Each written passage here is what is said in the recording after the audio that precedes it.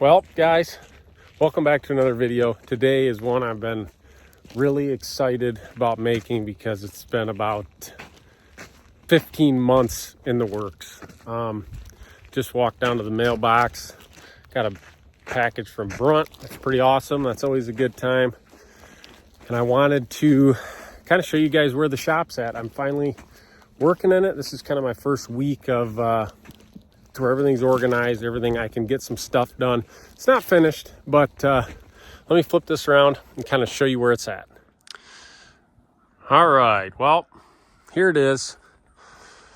Like I said, it's not all the way finished, but I'm at least able to work in it now.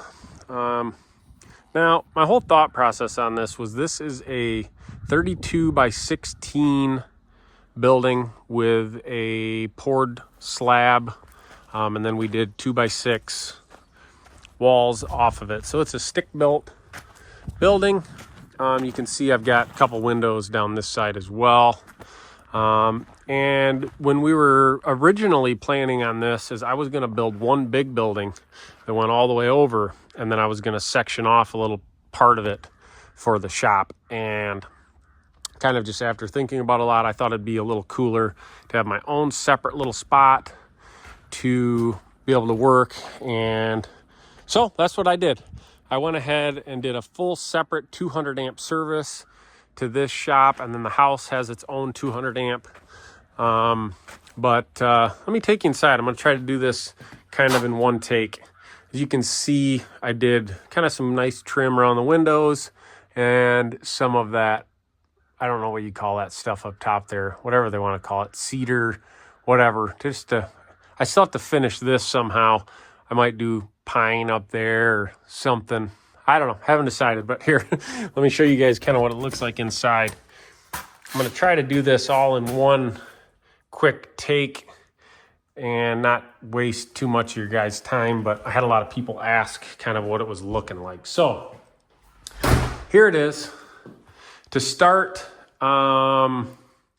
we did this galvanized steel 36 inches up, and then I did a little 2x2 kind of trim piece, and then this pine tongue and groove. This is 8-inch wide tongue and groove up the walls and then up the ceiling as well. So for the walls, I did it all and then sanded it and then did 2 coats of polyurethane on it, and you can see I did a gloss finish. But on the ceiling, I finished all the boards prior to installing them, just to try to avoid getting all that stuff in my face as I'm finishing it. It was a lot bigger project putting up this wood than I kind of thought, but I guess I had this look in my mind, and I'm sure kind of probably like a lot of you guys, I've always, my workshop and wherever I tinkered on stuff, even before I made knives, was kind of a spot that I made work, and it was never how you want it. You always kind of tried to hack this together and make this work and do this. And for this shop, I decided to really not cut any corners and try to make it exactly how I want it. So I kind of just wanted it to feel like a nice little cozy cabin when you walk in it to work. And I'm really, really happy with how it turned out. I don't want this to go super long, so I'm going to give you guys just a quick rundown of everything. And then if you have any questions, just please put them in the comments. So I did a 68-inch ceiling fan that I kind of had to do a little drop-down box so it wouldn't hit the ceiling. And then I did 12 lights and just those kind of chintzy LED bulbs, but they actually seem to light up everything really good. And then I kind of thought if I ever want to upgrade those, I can just put brighter bulbs in it, as opposed to having those drop down kind of 4-foot shop lights that just get all dusty. I went that route, but it's all, that portion of it's all finished. I've got all even this little beam I put up, got my heater in. That's an all-electric heater, which is actually what I ran in the other shop, and it worked so good that I thought I'd put one in here as well. Oh, you can see I did just a epoxy floor in it as well, just to kind of be able to clean it up easy, and turned out really cool.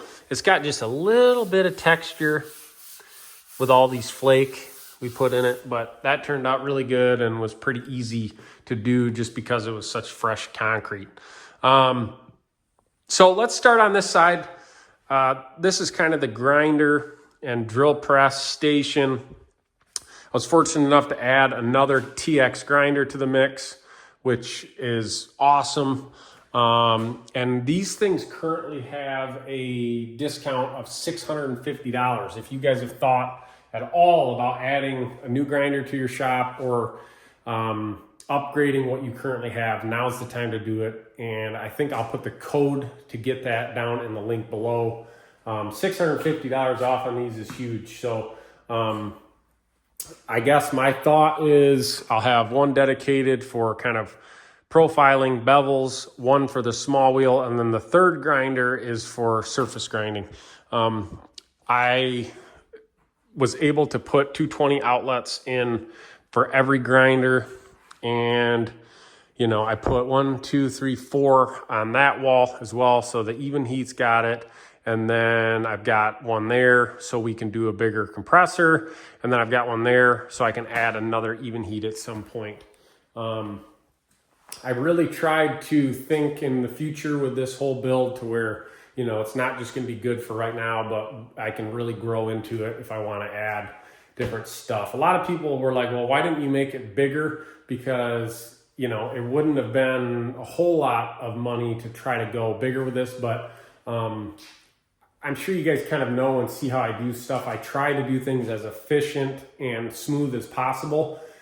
And I thought this size is something that I can work with probably forever. And it's efficient to heat, efficient to cool in the summer. And I like to have a really good workflow to where I don't have to go and run across the building to get to the next step and do this. Everything is set up so it's as efficient as possible. At least that's my thought on it. So for right here, this is pretty much where this is going to go. We're going to add one more vacuum for some dust collection. You can see I've got the disc grinder here. This isn't going to stay here. My plan is to add one more drill press, probably one more grinder. And then I think what I'm going to do is get another one of these, and I put these, let me see if you can see these outlets here and here. I did 2 switched outlets, which go to my wall switch, so I can run my air filtration off those, and I can just turn them on with a switch. But I haven't decided if I'm going to go with that model or get the bigger model. It just depends on kind of how they fit up there and stuff like that. But that's something I got to figure out. So let me take you to the back corner. I did some shelving back here that just has handle material and random stuff. There's my panel. Bandsaw, kind of I'm going to change this out to have more storage, I think, right here. Kydex, heat treat, there's the even heat. I did air hose reels there and there. I don't know, I kind of thought those things were cool. And Walt liked them too. He said they looked like giant tape measures. So I got 2 of those, and they were actually pretty cheap. I'll put a link below to those. And I will try to put a link below in the video of everything that I've used that I like, so you guys can check it out if you want to. So anyways, back to here. This is what's temporary right now. This bench was from the old shop, and I mounted the 4 buffers on them. And what I'm actually going to do over here is build another bench just like this one, but it's going to be shallower. And I'm going to do a bench here with shelving on the bottom and on the top, and I'm going to have all my buffers right there. I just ordered 2 more buffers, so I'll have 6 against this wall, and then I'll have storage for all my blanks. And these are just templates and blanks and kind of random stuff. I need some shelving for that. So that's kind of actually the next project. I got 2 of the Grizzly brand, kind of more... I don't know if industrial is the right word, but more for doing a lot of mirror polishing. And then the buffers I have here, I'll still use for handle work and stuff like that. I don't know. I mean, I'm sure I'm missing a lot of stuff. This whole project, this shop, I think we started on it in July-ish. And I've been working on it every day to get to where I can finally work in it. So we moved the shop, sold the old house, and we're finally living out here, working in this shop. And I figured now is a good time to make this video for you guys. A bunch of people asked kind of how it was looking. I did a lot of updates and stuff over on Instagram to show kind of every step of the way. So if you guys aren't following over there and you want to see some of the progress of this, you can go check that out. I don't know, I'm sure I'm forgetting a lot of stuff, but if you have any questions or anything about this process or anything, just let me know. I didn't want this to be super long. Last thing I got to show off is these awesome belt holders from Housemade. Brian House 3D prints these, and I think I bought 12 of them, and then I just got 6 more so I can put them against this, which will be all my in-use belts, and then I can store kind of new belts and stuff like that over here. Belt storage is something that I'm sure, as you know, it gets to where belts are just hanging all over everything, and those are the answer for the problem, and they're super cheap. So again, I'll put a link for those too.